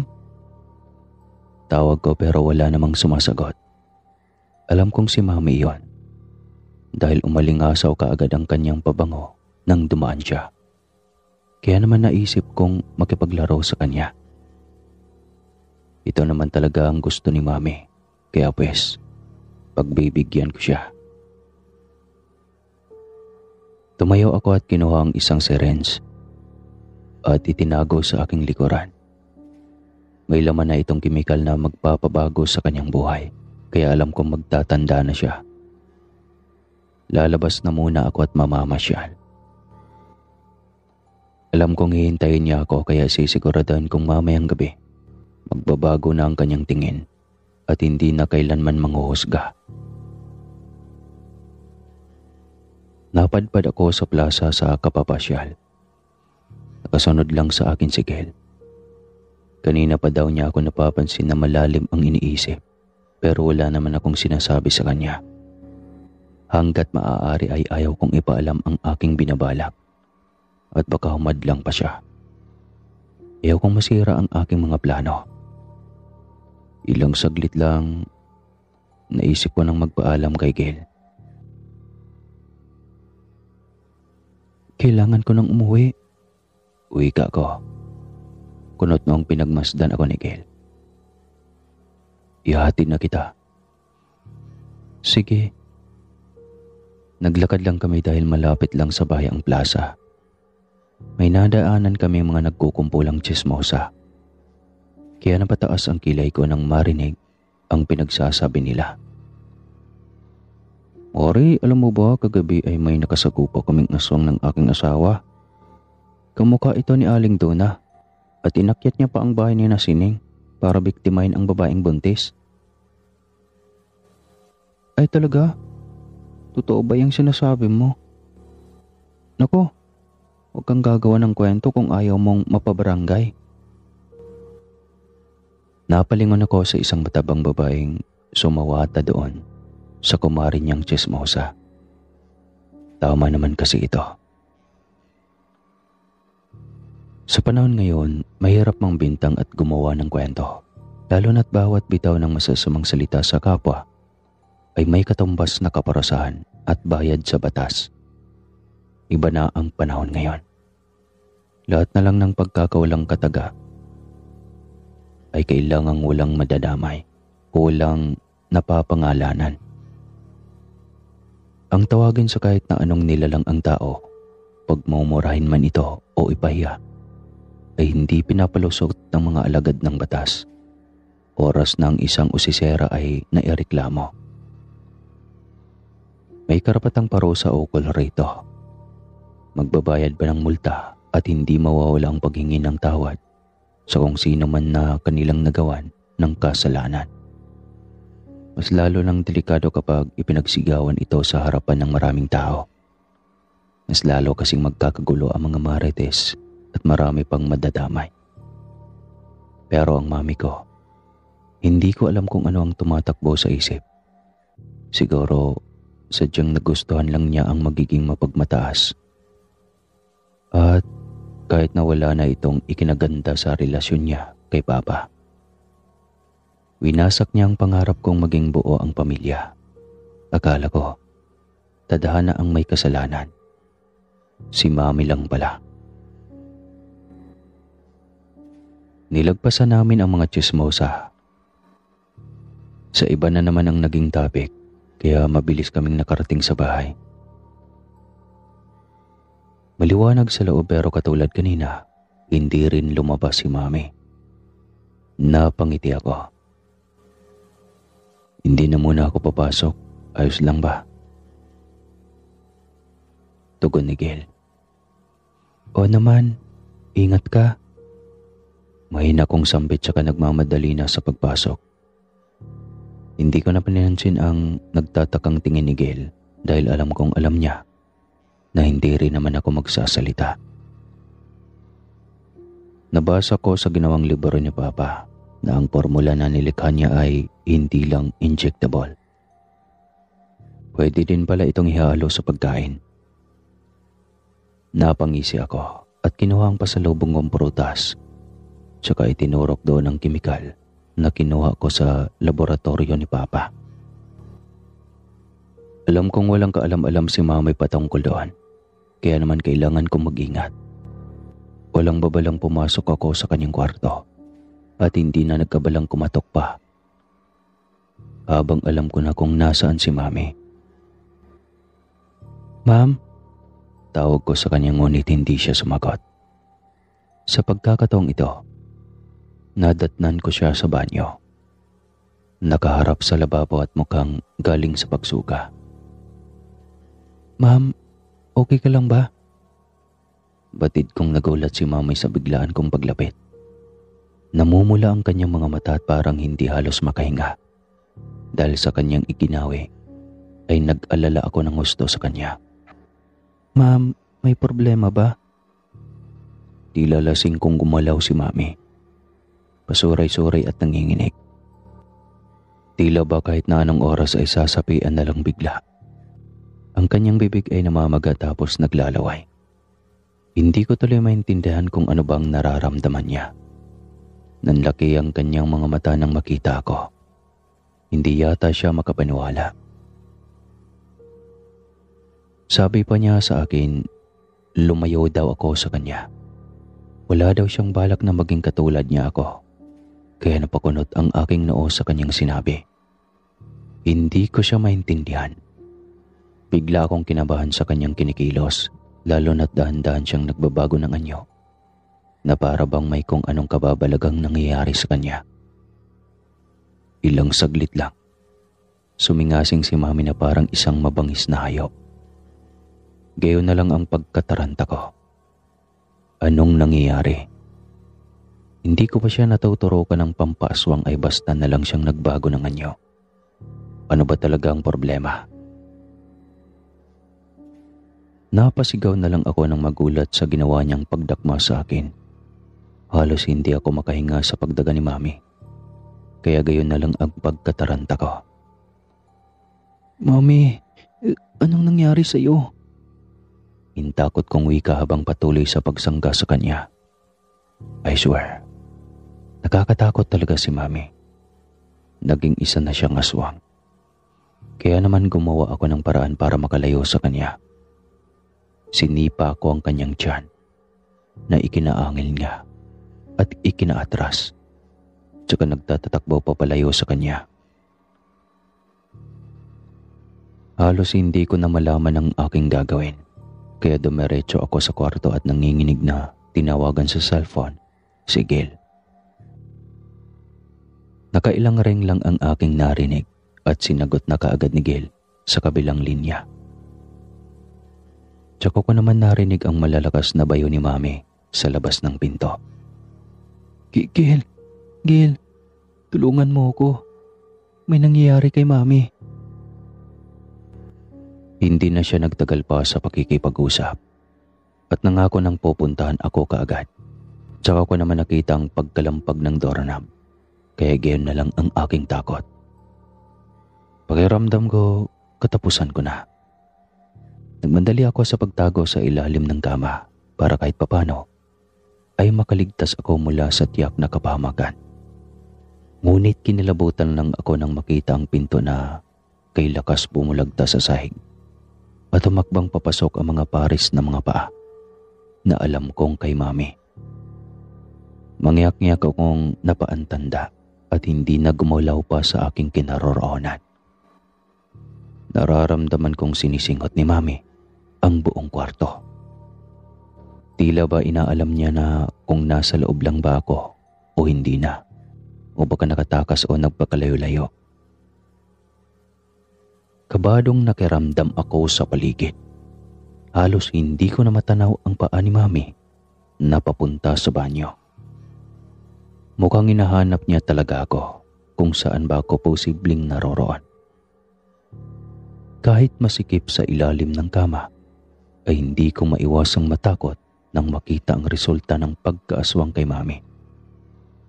Hindi ko pa nga siya natuturukan sa lagay na iyan, kaya alam ko na ngayon na hindi nga isang magandang ideya ang gawin siyang aswang.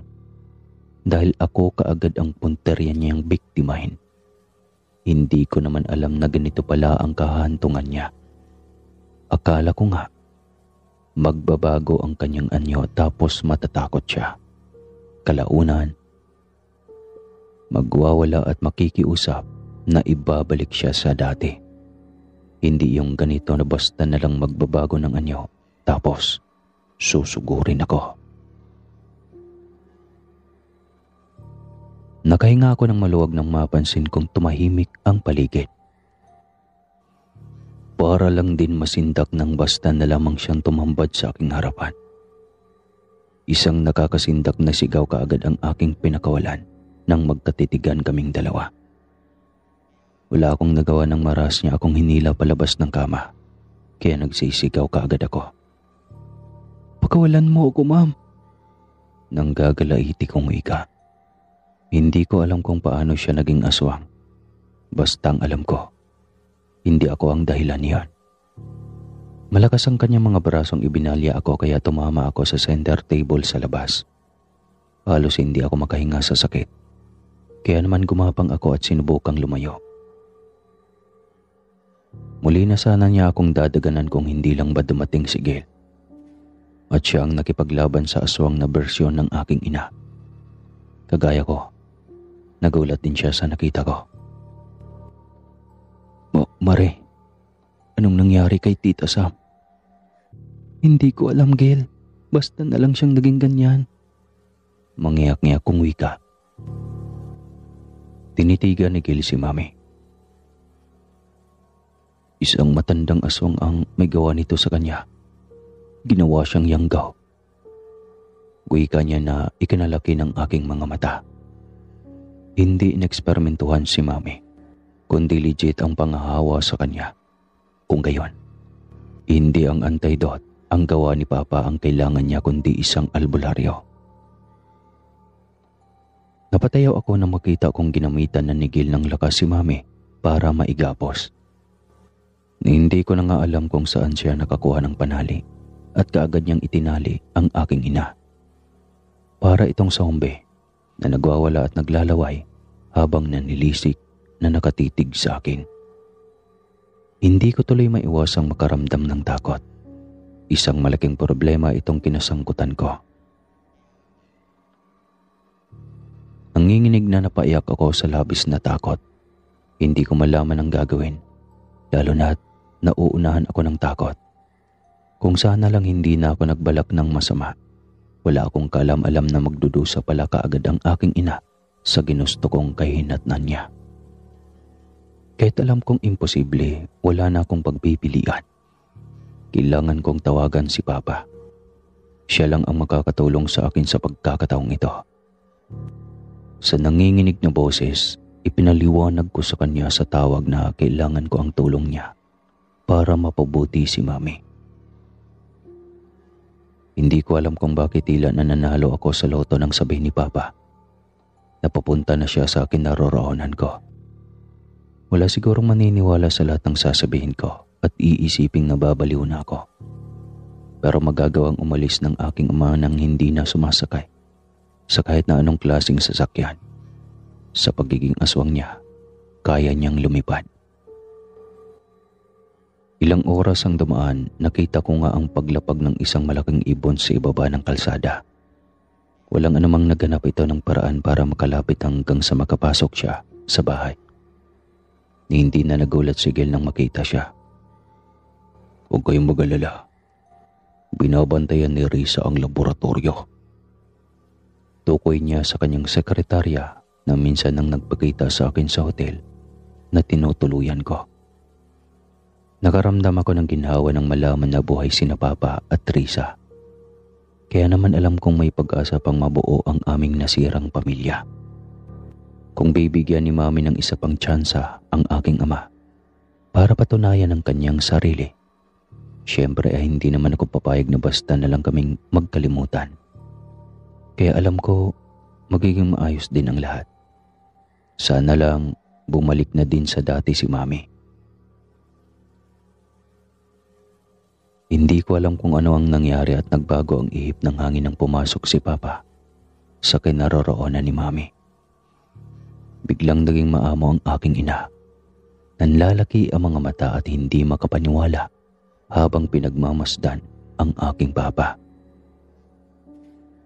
Luigi, buhay ka? Buhay nga ako, mahal. Pasensya na kung hindi kita sinunod sa pagkakataong ito. Napilitan akong magpakita sa iyo. Kinakailangan na kasi kitang gamutin. Kay bilis bumaha ang luha sa mga mata ni Mami nang makita ang aking Papa. Hindi ako nagagalit sa iyo, Luigi. Sa katunayan, ako ang nahihiya sa iyo.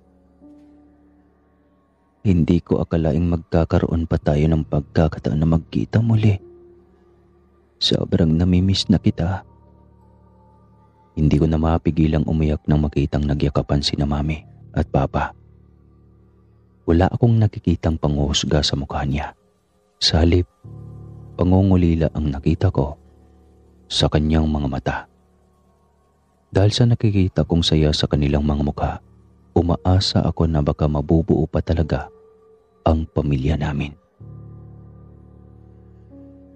Gagamutin kita, mahal ko. Gagamutin kita. Pero hindi mo naman ako kailangang pagkaabalahan pa, Luigi. Isa akong yanggaw. Nayanggaw ako nang walang akong kamalay-malay at alam kong dahil ito sa kasakiman ko. Kaya naisip kong parusahan ang aking sarili. Nahihiya ako sa anak natin. Masyado akong perfeksyonista pero hindi ko naman makita ang totoong ugali ko. Kung saan na lang nagawa kong ayusin ang buhay ko at hindi ka na hinusgahan. Wala akong ipinagkaiba sa iyo ngayon. Umiiyak si Mami pagkasabi niyon. Ako man ay naiyak pero mas tumindi ang bugso ng aking damdamin nang marinig ang sinabi ni Papa. Huwag mong kamuhian ang sarili mo kung isa ka ng aswang. Dahil hindi naman natin ginusto ang maging ganito. Lagi mong tatandaan, ang pagiging isang pambihirang nilalang ay regalo sa atin ng Poong May Kapal. Huwag natin itong kamuhian. Bagkus gawin nating gabay para tayo ay maging masaya. Aniya kaya nagawa niyang pangitiin si Mami. Sigil naman ay inakbayan ako. Sabay naming pinagmasdan ang dahan-dahang pagbabalik ni Mami sa pagiging tao. Naglaho na ang kanyang nakakatakot na anyo. Kinabahan ako kanina. Aniya, napatingin ako sa kanya. Bakit naman? Alata ko kanina pa na may masama kang binabalak pero hindi nga lang natuloy kasi may nangyari na. Napangiwi ako nang marinig ang sinabi niya. Naisip ko, napakasalbahe ko palang anak dahil hiniling kong maging aswang si Mami kahit hindi naman dapat. Nagsilbing aral talaga sa akin ang lahat ng nangyari na ito. Kalimutan na natin iyon. Hindi ka ba natutuwa? Para magkakabalikan na sina Mami at Papa. Tuwa akong saan. Sana nga pati tayo Otomatiko akong napalingon sa kanya at nagulat nang makita siyang tumingala sa Kaysame. At nagkunwaring walang sinabi. Sinamaan ko siya ng tingin. Hindi naman ako bingi. Inigit ko ang braso niya at sa pilitan siyang iniharap sa akin. Ano bang gusto mo? Sabi ko sa kanya. Kumislap ang mga mata ni Gail. Hindi mo na nga pala ako mahal. Aniya kaya napangisi ako sa kanyang sinabi. Masyado siyang advance mag-isip. Hindi pa nga niya ako sinusubukang suyuin, pero sumusuko na siya. Mukhang kailangan yata na ako na ang sumuyo sa kanya. Tuluyan ko nang hinarap si Gil at hinayaang pumatak ang luha mula sa aking mga mata. Wala akong pakialam kahit aswang ka man, Gil. Nung una pa lang, hindi kita dapat hinusgahan. Galit na galit ako sa iyo noon. Pero, nung malaman kong ang ama ko pala ay kalahi mo din, kung sino pa ang mga aswang ay sila pa ang mga bababait. Matataas ang respeto sa kapwa. Maraming pinapaniwala ang makakabuti sa amin. Alam kong minahal mo ako ng totoo. Mangyak-ngyak kong drama sa kanya. Nakipagtitigan sa akin si Gail. Ano ngayon ang plano mo? Tanong niya. Bumuntong hininga ako at nginitian ang tanging lalaking minahal ko sa pagdaan ng panahon. Mariin ko siyang hinalikan at niyakap. Ang plano ko ay magpakasal sa'yo. Maliwanag ang mukha kong wika, kaya bumaha ang tuwa sa kanyang mga labi. Alam ko, ito na ang happy ending namin. Tuluyan ko ng magiging ex ang aswang na lalaking nasa harapan ko. Pero magiging ex ko lang siya dahil malapit ko na siyang maging asawa. At hindi ko nahayaang magkahiwalay pa kami kahit kailan. Salamat, Marie. Ako man ay mangangakong mamahalin ka hanggang nabubuhay ako. Siguro aabot pa hanggang kamatayan ko. At yun na nga ang nangyari sa buhay namin. Naging pamilya kaming aswang.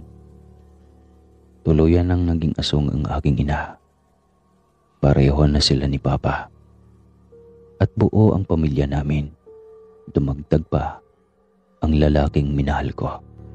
Kaya sa mga single na nakikinig dyan, huwag kayong mawala ng pag-asa. Kasi darating ang araw na hindi lang kape ang magpapainit sa inyo. Pati na rin ang kalagitnaan ng gabi. Alright.